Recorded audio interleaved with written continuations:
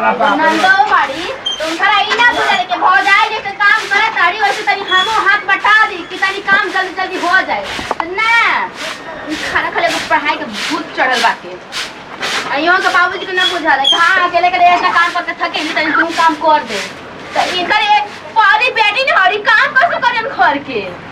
क्या बड़ा था रे तोरा इंडियन का बड़ा था क्या तोरा भाई था हम का कुछ बोला तनी बाबूजी सबको बोला तो सबको दुखे लागेला बड़ा था इनका ये पेपर नहीं निकल मुंह भाई बाटे दिन भारत कुछ ना बोले नहीं बोला काहे खातिर सबके दुख लगे खातिर ना बोलबे तो पेटवा के पनिया पचबे ना करे हम जानत है हम ना घर के काम करब तो केहू तो खान में ना पची हां बाबूजी शादी कॉलेज जाती होगी ला हीरोइन घर में से निकाल लगे लेकिन जाता नहीं बाबूजी स्कूल है जरा जो पढ़े बढ़िया रहते यार आप बढ़िया से टाइम से आ जा ठीक है देखो तो ना भौजी को से बोलते अरे ये करा के बोले दे रे अरे ना हो हम कहा के बोलब जा पढ़ लिख के कलेक्टर इंजीनियर बन जाई हां तू एकदम बड़का खो जाई तोर बाप कॉलेज की बीए तक पढ़ लिया तू पासो तक नहीं की पढ़ा तो ऐसा दिमाग है बा के हां हम जब पढ़े वाली नु ओकर घर में केहू नहीं के पढ़ के हमर बेटिया एगो सवाल पूछ दई ना तोर दिमाग में फेल हो जी तू जरा मुंह का देखता जाओ आंखी में धस गल बनिन करा जो पढ़ा जो पढ़े ना ना हम सब के कब तो हम सब तो बोले न तीखा लगेला मिर्चा लगा सब पर पराला जा तो बोला जारी पढ़ावत है यहां पे पढ़ाई बाबे पढ़ाई देखा तो पढ़ावा पूरा परिश्रम इनका में लगा दा ठीक है लगाई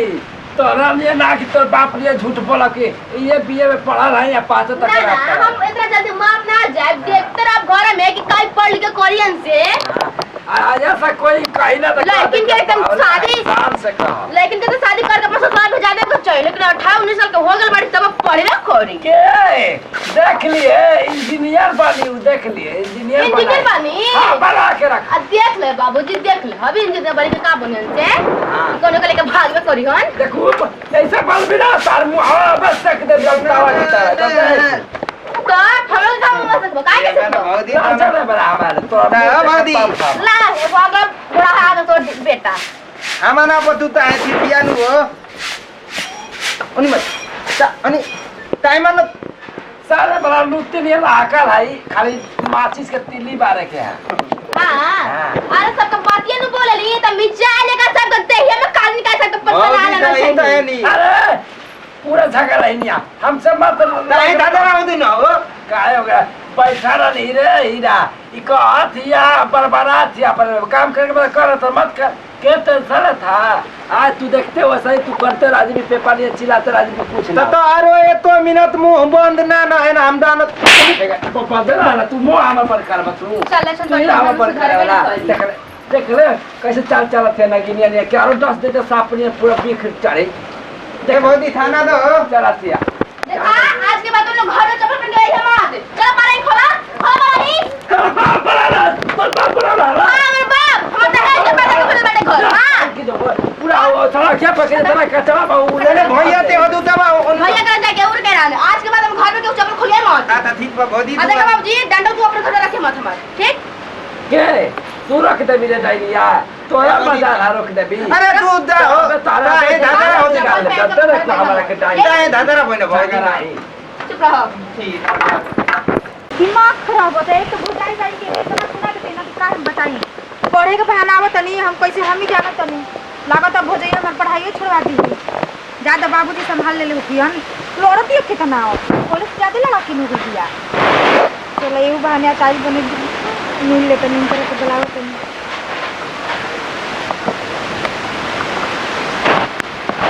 हेलो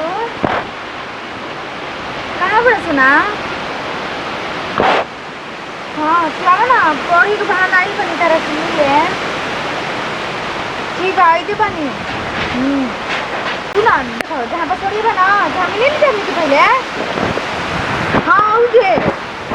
आओ हम कुछ नहीं जाना चाहिए हाँ आओ जरूरी बात 5 मिनट में चल जाइए ठीक आओ पहले रखी ना ठीक बात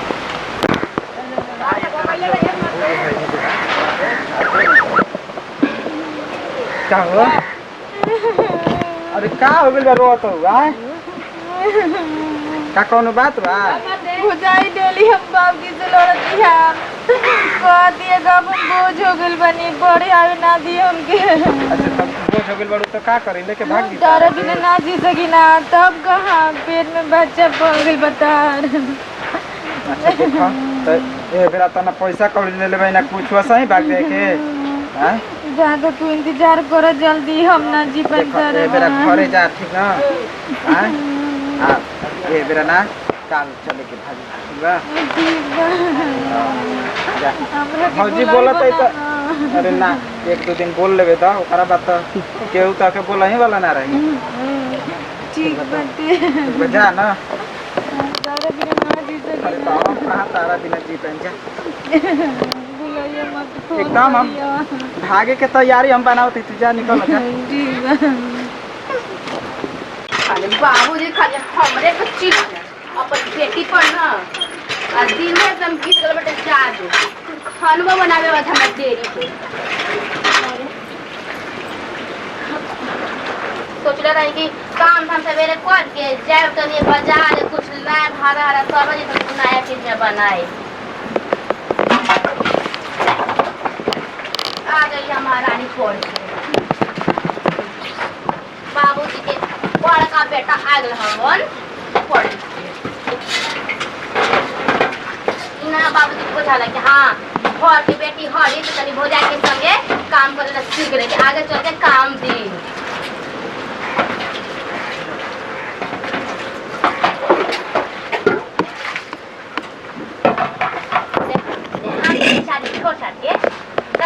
कपड़ा धोई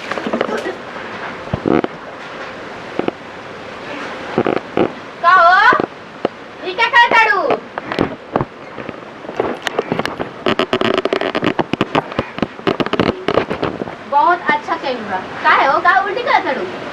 तबे ठीक नहीं थे बुखार लगल बाटे अच्छा तोरा बुखार लगल बाटे महारानी के बुखार लगल बाटे जा बाबूजी के कह कि बुखार लगल बाटे कह ऐसे का करत तारू तबीयत ठीक नहीं के हम के जादू घर में। अरे वही तो बतिया हो गए जो हम सोचत रही अब बाबूजी के बेटी इंजीनियर बन गई पढ़ लिख के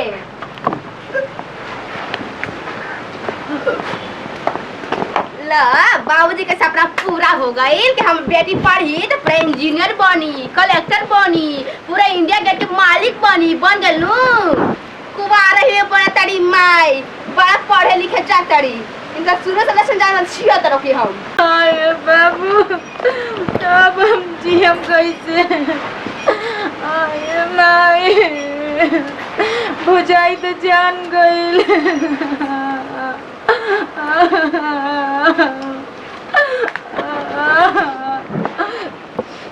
पूरा बता के तार मोचिया कबर के साला के तो के चुकाई बनावला हमरा के आ तार चुकावा आई चावत हवा का तोरा रे काहे रोबत है रे तबीयत खराब है बाबूजी। तबीयत खराब है दवाई वाली ले ली रे ना कैसन तो तोर बुखार नहीं थोड़ा कैसन मरत रे ऐसे ते करे उठी कर भी का आही रे पप्पा ई करे तो दवाई खाई रे कुछ खाई रे आ ना क्या कह रहे हो भाई मन ठीक नहीं के हमार डॉक्टर भी लिया के चला दवाई करा अरे उठी कर भी करा अरे डॉक्टर भी लिया के चलता तोरा के दिखा दी ना हम डॉक्टर लगे ना जी कहला दे भी डॉक्टर महारानी के तबियत खराब रही थे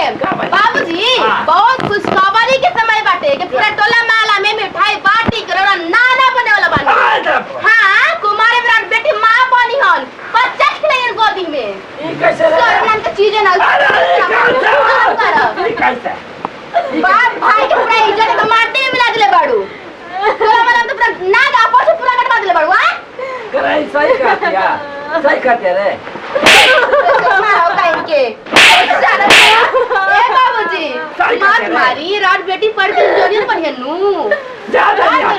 बीच में टोक जड़ हमरा कहते सही अब गरम दिमाग भाई हां पूरा इंजीनियर बनिए बेटी रात और तो बेटी के चूल्हा के हाथ में छोक देबो कैसे भइला रे जितना प्यार दुलार देवे जानना ना उतना कहानी जानी ना जा पढ़ा गन जा बाबू 100 रुपया दा 50 रुपया दा जा पढ़ा गन अब जा पढ़ा गन ना जा मैं बाप हो जाएगा सारा इधर घोट की कर बटवा खा खा के मार दी कोई कलम पूजा खा के पता है तोरा खातिर काले का कैसे कैसे झगड़ा कर कर के पूरा पढ़ावत है लिखावत है इज्जत पूरा हो गया इज्जत एकदम ऊंचा हो गया ऊंचा चार करोड़ इज्जत बढ़ गई कैसे कमा घरा ना मुंह दिखा ले भाई भारत तक मर खाता के मार दे पूरा जमीन दे मार दे ये करा के रे ए बापा बे इंजीनियर बढ़िया तो ये बढ़िया तो वो बढ़िया का रे अजी बड़ी खुशखबरी की बात बाजी कि रोरा मामा बने वाला बानी बीच में तू ना तो और बहन कुमारे में बच्चा खिलाई होन देख मुंह तो भाग के बोल बहन के ऊपर हमारा अच्छा लग मत लगती ना पूछ ली अपन बहन से पूछ ली मेरी बहन से पूछ ली तो तबीयत खराब है कपार में दर्द ना होई इतना उल्टी आदमी करो ना डॉक्टर भी कहते डॉक्टर भी जो बात था वो अरे एक गिलास ले आओ कहता बाबा हमारा बर्दाश्त नहीं लिया सही बात कहता नहीं ना सही बात कहता नहीं झूठ कहता नहीं जी कैसे कर अब जा अपन बहन के चाटी तीलरी बहन को अपने के बहन में बड़ी प्यारी बड़ी सही बात कह दिया हम लड़के से प्यार करी ना शादी भी मर्द का यार घर में आग लगा मत की देव करो अरे मैं तो नहीं दबा धरी ओके तब 1 मिनट में आओ अब एक जिया एक काटा मुर का घेता उल्टी बाड़ा था काट दे लोग पहले फेंके देगा तो बड़ा पैक करके कौन तो होसी मौजी बुझलो भैया मत मारो